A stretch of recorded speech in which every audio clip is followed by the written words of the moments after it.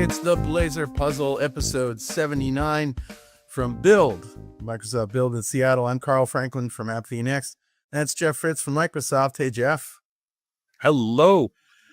We're at Build. Yeah. And so you're actually in the podcasting space, and I'm in my hotel room. You want to see one of the weirdest pieces of hotel room art? Look at this. Tell me. Yeah, what do we got? What is it? Is it? It looks like a head that's been stretched, or a big piece of asparagus, one or the other. Yeah. I think I've only seen weirder art in Las Vegas hotel rooms. Yeah. Yeah. Okay. All right. Let's jump in. We've got a fun one. Let's go. Okay. Here we go. Cool.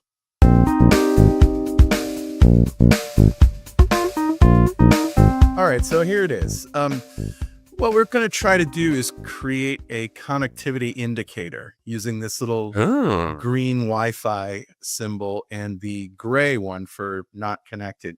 All we have right now is, just the static image. The static. Okay. Right. Okay. And if you look in main layout, you're going to see the image just right there. But what we really want to know is how can we, I don't know how you want to approach this, but we want to be able to show that indicator being gray when we're not connected to the network and green when we are. So you're talking about for like a PWA scenario where somebody installs our Blazor app to run locally on their phone.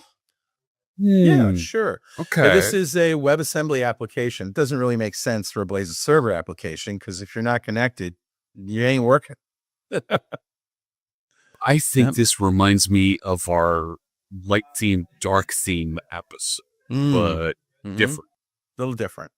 So that is the challenge. If you want to know the solution or how we solved it anyway, stick around just for a few seconds and you'll get the answer. But if you want to try to figure it out on your own, hit pause, come back when you're ready. We'll be here.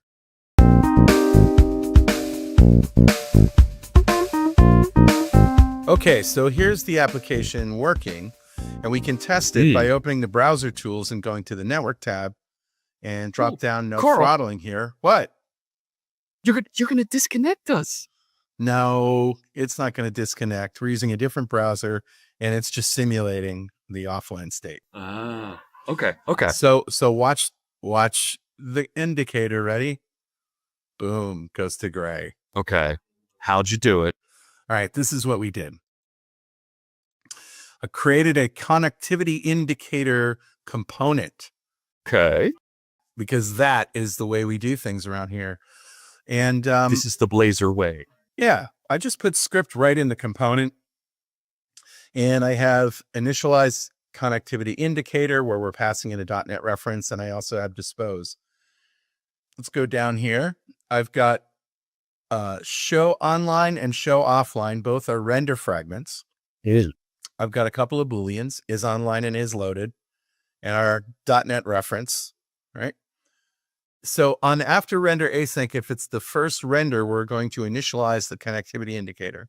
And what that does is it listens for the online and offline state to change, right? And when it does, we're invoking this connectivity changed method, and navigator.onLine is the Boolean that it passes up. So connectivity changed is our JSInvokable, and we got our Boolean, and we're setting that and calling state as changed.